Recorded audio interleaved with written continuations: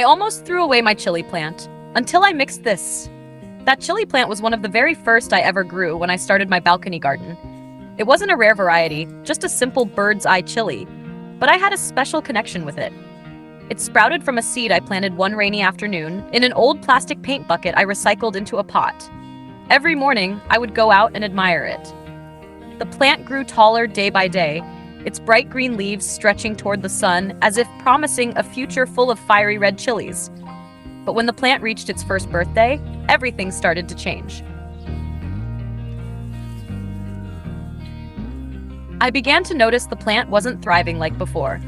The new shoots curled up, the leaves lost their vibrant color, and worst of all, its first round of flower buds began to drop, one by one.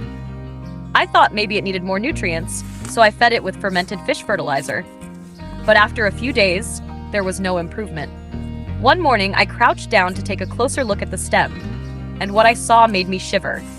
Swarms of tiny white, black, and yellow aphids were clinging to the top shoots and the undersides of the leaves, sucking the sap out of the plant little by little. No wonder it looked weak. No wonder the flowers never set fruit. I was furious. All my care and effort had been drained away by these tiny pests. I nearly gave up on it. Honestly, I was about to pull the whole plant out. Part of me was afraid the aphids would spread to the other pots. Another part was just exhausted and disappointed. I had spent nearly a whole year caring for this plant, adding compost by the spoonful, shielding it from storms, supporting every tender stem. But as I reached out to grab the trunk and pull, I paused. There, right in front of me, was a tiny, brand new shoot, fresh, green, and fighting to grow, even as it was surrounded by aphids. It felt like the plant was silently asking me for help, and in that moment, I understood something. If it hadn't given up, then I shouldn't either. Mixing the super spicy survival spray, without hesitation, I ran to the kitchen and pulled out everything I knew might work. I grabbed 4 fresh red chili peppers, a chunk of ginger, 2-3 cigarette butts. Yes, really. A moldy shallot I almost threw away. 1 teaspoon of neem oil to help the mixture stick to the leaves. I blended all of it into a thick paste. Then, I soaked the cigarette butts in 300 milliliters of water separately. After a few hours, I mixed the tobacco water with the chili garlic blend, stirred well, and strained the liquid into a spray bottle. The smell was intense. Spicy, pungent, nose-stinging. I sneezed non-stop just trying to bottle it. The battle begins. I sprayed every inch of that chili plant, especially underneath the leaves where the aphids love to hide. On the first day, they started to scatter. Some even dropped to the soil.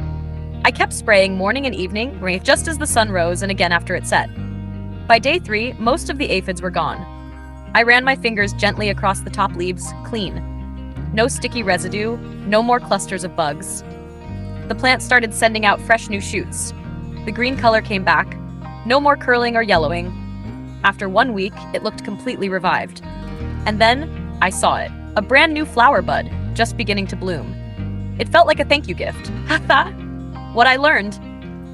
This experience taught me a few unforgettable lessons. Never be too quick to throw something away just because it's struggling. Sometimes it just needs one more chance, and it might surprise you.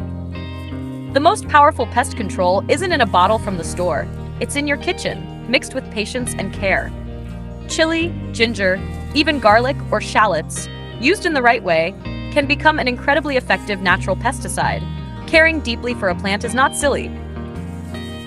That emotional bond gave me the strength to save it and helped me learn more about nature and myself. I named that mixture. I call it Super Spicy Survival Spray because it helped my chili plant survive the toughest battle of its life. Now, whenever someone asks me, how did you deal with the aphids on your chili plant? I just smile and say, just grab the spiciest things in your kitchen. Your chili will thank you later.